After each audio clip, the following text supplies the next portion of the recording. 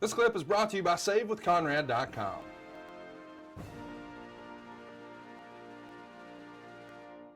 Do you think Ring of Honor was in deep trouble when you were performing in empty arenas?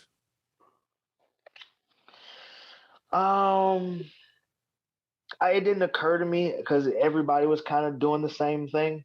I didn't think anybody was in big trouble, the company at all. But it was always one of those conversations that the boys would have when we would go to Baltimore, for example, to wrestle at the college arena. I forget what it's called. But we would have, I don't know, an arena for, I might be wrong, maybe like 3,000 people, 4,000 people. Big arena, yeah. Yeah. It's a pretty big arena. And then we would draw maybe 300-400 people.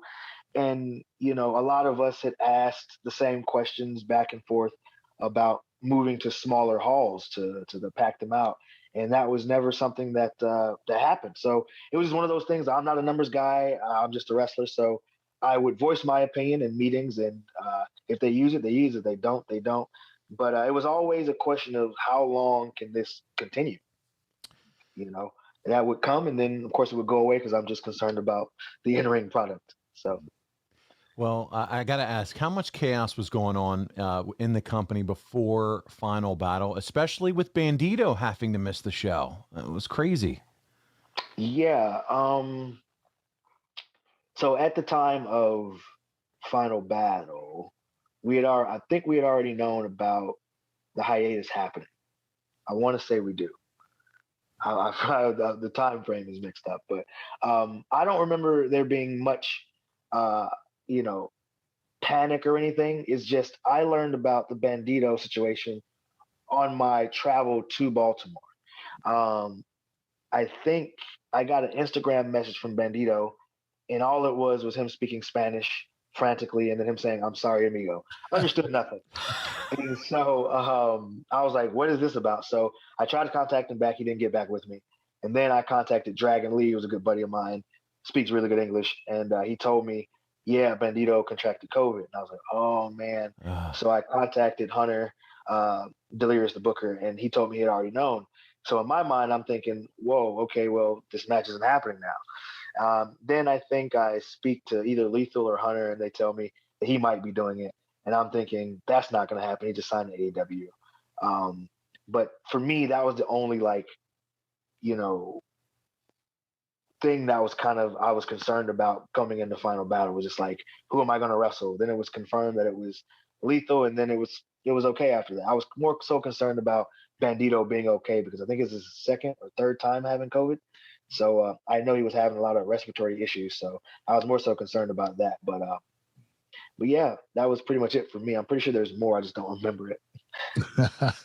Hey, getting to win the Ring of Honor title at Final Battle over Jay Lethal just weeks after he signed with AEW. Did it feel like all your hard work had finally paid off? Yeah, it did. Again, winning the Ring of Honor World title was something that I had in the back of my mind for years of wanting to accomplish that. That's the one thing I wanted to do that felt attainable, and the way that it happened is kind of bittersweet. Unfortunately, my buddy Bandito contracted COVID, but fortunately, I was able to win the Ring of Honor World title that I fell in love with, the one that Joe held, the one that Danielson held, the one that Jamie Noble held, CM Punk, and so on and so on. I was actually able to hold the same title that those guys held. Their fingerprints are on that championship. So for me, it meant the world. Everything was full circle. We got a chance to finish off the match series that Lethal and I had. I think it was up to 4 or 5 matches at that point. He's one of my best friends. I was actually able to compete with him in the final era of the Ring of Honor that we know. So yeah, it all just came full circle. I'm just unfortunate that Bandito wasn't there to share the moment with the locker room. All right, Jonathan, we're going to ask for some details here. When Ring of Honor announces another hiatus, who within the company is communicating with you and the talent? Talk to us about what this looks like. How often are you being communicated to? What are you hearing? Do you feel like you were getting updates, on a timely basis? No, I remember the call. I remember just nobody was in the room together, but I could feel the air being sucked out of the room because we knew that something was coming. We didn't know what it was, but when it was said that we're going to hiatus and guys are going to lose their jobs, it was like a big gasp, and it felt like everybody's wind was taken away.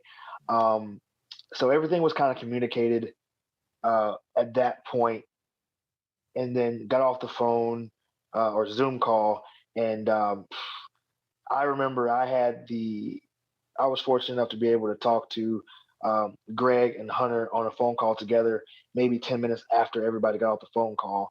Not a lot of guys had that moment to like talk to upper management one-on-one to get clarifications on some things.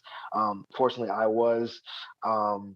After that, I was able to speak to Hunter from time to time. He was working, night and day on, coming back from the hiatus and, coming back to Supercard and having something big. So I was able to communicate with him, not as often as I would like, but for the most part, he had me going around defending the title.